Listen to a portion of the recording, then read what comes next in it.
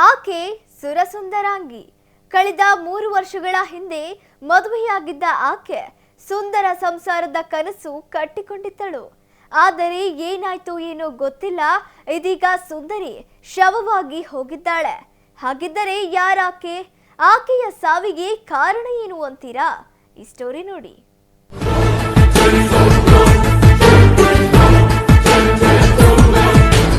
ಕೌಟುಂಬಿಕ ಕಲಹದ ಹಿನ್ನೆಲೆ ವಿಷ ಕೊಟ್ಟು ಗೃಹಿಣಿ ಕೊಲೆ ಯತ್ನ.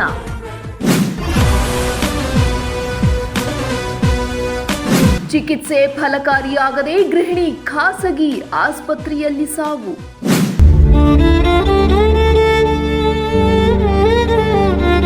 ವರದಕ್ಷಿಣೆ ಕಿರುಕುಳ ನೀಡಿ ಮಗಳನ್ನ ಕೊಲೆ ಮಾಡಿದ್ದಾರೆಂದು ಕುಟುಂಬಸ್ಥರ ಆಕ್ರೋಶ.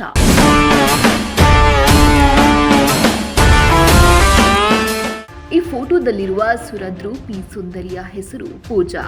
ಶಿವಮೊಗ್ಗ ಜಿಲ್ಲೆಯ ತೀರ್ಥಹಳ್ಳಿ ತಾಲೂಕಿನ ಕೋಣಂದೂರು ಸಮೀಪದ ಶಂಕರಹಳ್ಳಿ ಈಶ್ವರಪ್ಪ ಎಂಬುವವರ ಪುತ್ರಿ.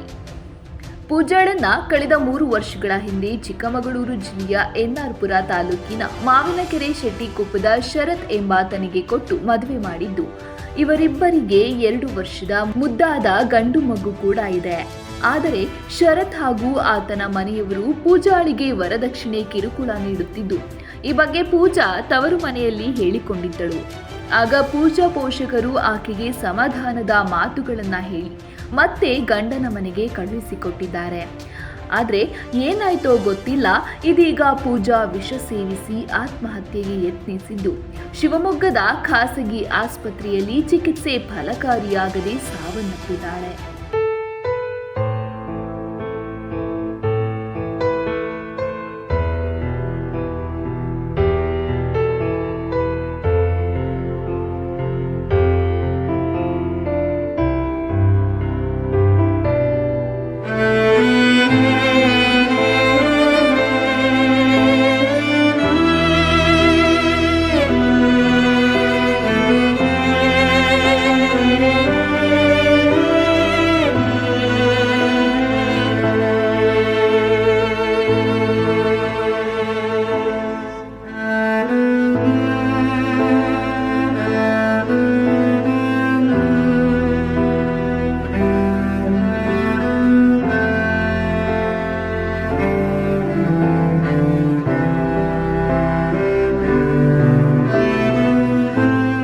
ಇದೀಗ ಪೂಜಾ ಸಾವಿಗೆ ಪತಿ ಶರತ್ ಹಾಗೂ ಆತನ ತಂದೆ ತಾಯಿ ಹಾಗೂ ಆತನ ಸಹೋದರಿ ಶಬರಿ ಕಾರಣ ಎಂದು ಪೂಜಾ ಕುಟುಂಬಸ್ಥರು ಆರೋಪಿಸಿದ್ದಾರೆ.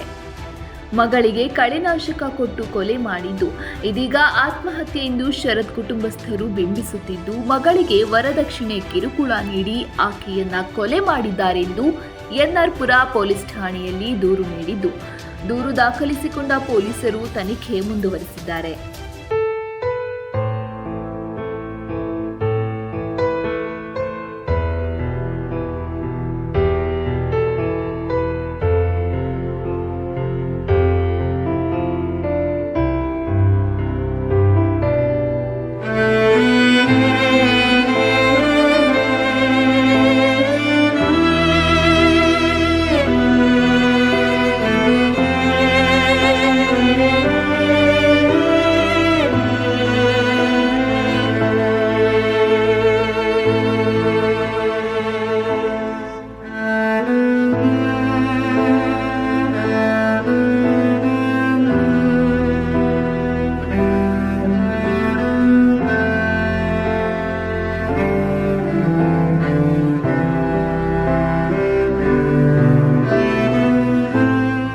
ಒಟ್ಟಿನಲ್ಲಿ ಮದುವೆಯಾದ ಮೇಲೆ 100 ಕನಸು ಕಟ್ಟಿಕೊಂಡಿದ್ದ ಪೂಜಾ ಇದೀಗ ಶವವಾಗಿ ಹೋಗಿದ್ದು, ಮಗಳನ್ನ ಕಳೆದುಕೊಂಡ ಕುಟುಂಬಸ್ಥರ ಆಕ್ರಂದನ ಮುಗಿಲು ಮುಟ್ಟಿದೆ.